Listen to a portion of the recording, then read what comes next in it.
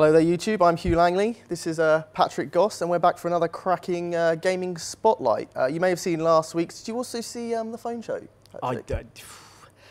It's a bit like us, it's like us to the worst degree, isn't it? To be honest, I haven't even watched it, mate. I've heard that the people involved in some really weird stuff, so I just don't endorse that kind of behaviour. I don't even understand what they're saying. It's all about gaming, isn't it? It is, and speaking of which, this week we've had GDC, which has been pretty big for a number of reasons. I think the one we're all talking about, though, is Sony's Project Morpheus. Yeah, I mean, it's one we've talked about quite a lot over the weeks. I mean, you were the first journalist to say it was coming at GDC, weren't you? To actually nail the colours to the mast. Guilty as charged. So you were, I mean, that was nice. Nice that it came true. It's always a bit embarrassing. Yeah. Some journalistic integrities remain. But yeah, I mean, it looks really cool. I've got to say, I'm excited to get another VR headset on the market that isn't Oculus Rift. And so far, everyone seems to say, you know, everyone's trying it. I mean, we've tried it. It's pretty impressive. It's very much, it's still early sort of development stage. So, you know, Sony's not saying, here it is, here's the price, this is when it's going to be out. They're still saying, we're working on it. And that's really encouraging for me. Well, it's pretty canny from Sony, isn't it? Because they're basically saying, if you buy yourself a PS4, we're not saying it's coming soon, but you're going to get a VR headset. Yeah.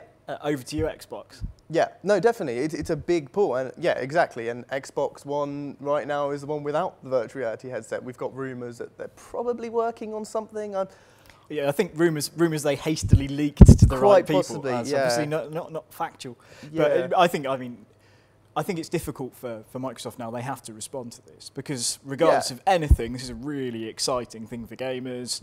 Are they going to say this is a gimmick? Well, I think that's increasingly becoming hard to get away with, isn't it? I think so. To be honest, this week for me has been the week where any doubt has kind of left my mind now. I feel like seeing Sony has been encouraging. And then obviously Oculus came out with Oculus Rift, the new dev kit, which is basically Crystal Cove as a dev kit that people can now buy. And, you know, again, it's impressing everyone brilliantly. I was a bit worried that Oculus might be a little bit on the back foot after this week. But no, I mean, they've come out strong. I think it's important people realise that it's not a race. I think, you know, it's good for everyone. It kind of is, though, isn't it? I mean, the first one to get out will get the first hit of publicity. They'll be the ones that get all the mainstream coverage. But I think Oculus Rift's already eaten so much of the coverage as it is, and I think, to be honest, it's just good VR for everyone. As long as more people that are involved, it's better news for everyone. You know, everyone would like to be the first one out there, but. And the other thing to remember as well is obviously the Sony's is going to be for the PS4, while Oculus is for the PC. So they're not. There's a bit of competition, but they're not direct rivals. Yeah, I think in terms of consoles, obviously Sony's taken a real leap with this. I mean, it's probably worth just discussing some of the differences between Oculus and Sony's headset. Obviously, some of those peripherals that we thought would never see the light of day again, like Move, for instance, getting a lot of coverage because they're sort of part of this whole new world of virtual reality. Yeah. No, it's great to see Move sort of back in the picture again, which I thought had just completely died a death, if I'm honest. Yeah, and it makes perfect sense when you think about it. You know, using the two together. Also, the DualShock 4, which is going to be used as well in a sort of similar way to Move. So, you know, if you're in a first-person game, you kind of hold it up and you'll see your hand. I think that's rubbish, if I'm honest. Yeah? Yeah, you know what, I get the whole move the controller thing round with the ball on. That kind of fits for me. That using the DualShock. What about a gun, if you turn the DualShock on the side? And yeah, just build me a little duck hunt gun if you're going to do that. I don't want to. Yeah, the whole. You know what? It takes me out at the moment. I think in a way that I don't want. I'm sure we'll see a lot of peripherals being put out there. A lot of guns is like the obvious one.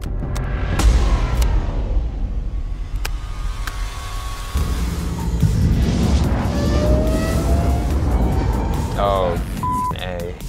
Oh, that's cool. Hell yeah. The best thing is looking around the cockpit, like having the ship face one direction and then looking up. It's kind of brutal. It's gorgeous.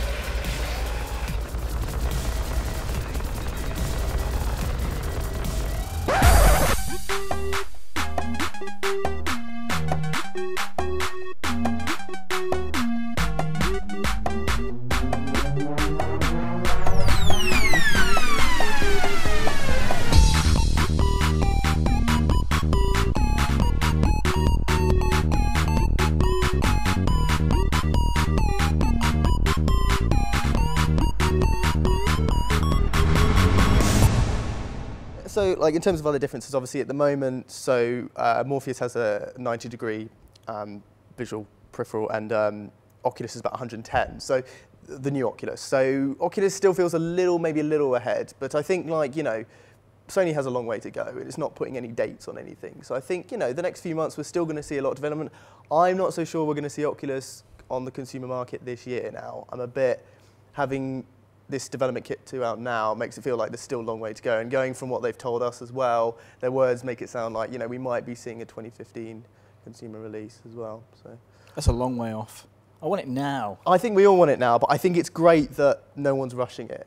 I think that's cool. And the thing is as well, other competitors are going to pop up soon. I mean, this week at the Wearable Tech Show in London, I tried this one called Vraze, which is, it was just a 3D printed headset. And it's just a vessel for a smartphone, basically. You put it on, it looks like the Oculus Rift. And then you slide a smartphone in. So, I put an iPhone in, you can put, Samsung or whatever. And as long as you boot up the compatible app, you've suddenly got virtual reality. And to be honest, it was better in terms of resolution than the first Oculus Rift development kit. For a price, presumably not quite as responsive, or is the latency was a little off. I mean, that's down. But that's where you get real problems, right? Because that's one of the things that hampered the first set of virtual reality. The computers just weren't up to the processing role of living in these worlds and having it. Because I mean, any kind of lag feels immediately strange, jarring. But it wasn't a long way off at all, and it wasn't so noticeable because the resolution was so much clearer. Now that's going to market for about £100 here. That is quite interesting itself, is kind of DIY virtual reality. I think we could start seeing more people doing that. Well, I mean, it only takes one of these phone developers to really put their lot in with virtual reality and to make their phones compatible. I mean, the computing power alone. I mean, we talked about the 80s VR stuff. I mean, phones now are far more powerful than the computers. Then the most powerful VR computers probably wouldn't hold a candle to a Galaxy S5 or an iPhone 5S.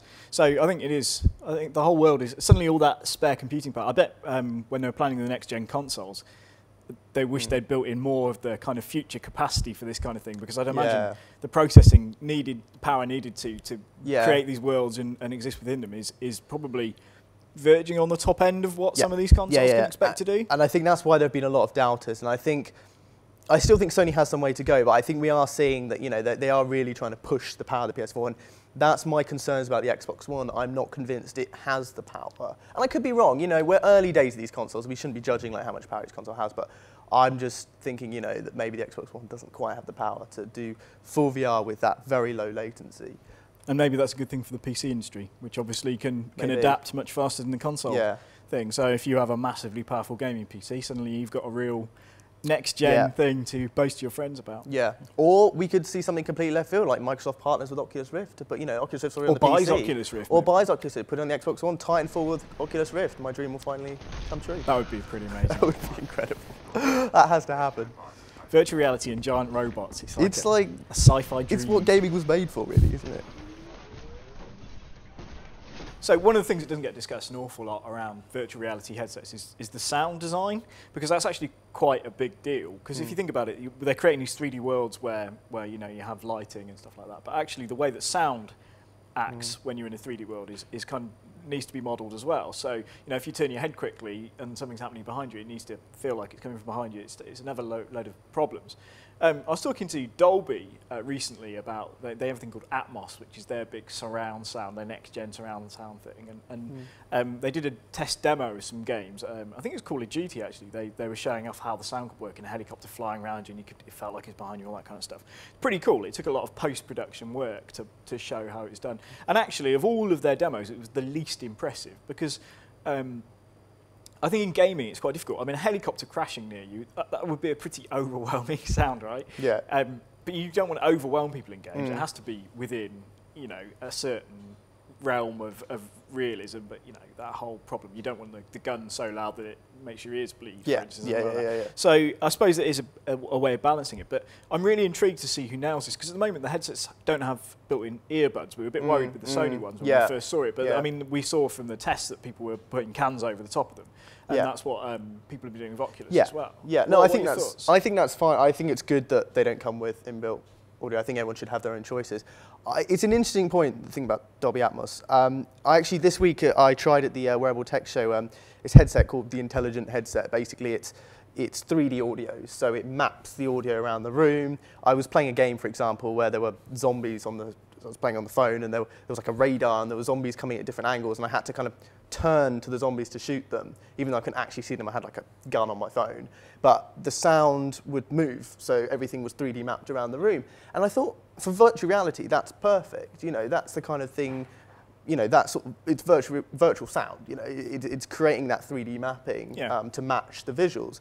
And I think that's probably the kind of thing we'll start to see, you know, to give that full immersion. Because like you said, the sound is something that often gets overlooked, but actually it does sort of break the immersion a little bit if you haven't got the sound to match the visuals. Yeah, absolutely. So yeah, no, I do think that's an important sound. I think products like the intelligent headset will be the sorts of things we start to see. I also got to try, they had like a breakout clone where I could kind of play it by turning my head left and right to bat the ball. It was a bit of a painful experience. But it was great for the people watching you, though. It looked ridiculous. I had really bad neck cramp afterwards. But I did really well. I got a good score, so that's all that matters. That's a real gamer thing to say, isn't it? Yeah, it is. It is. Physical pain. I don't care. But I got a high broke score. my neck, but I won. So that's it for another gaming spotlight. We've been focused on virtual reality headwear this week. Let us know what you think in the comments below. Don't forget to subscribe, and we'll see you again soon.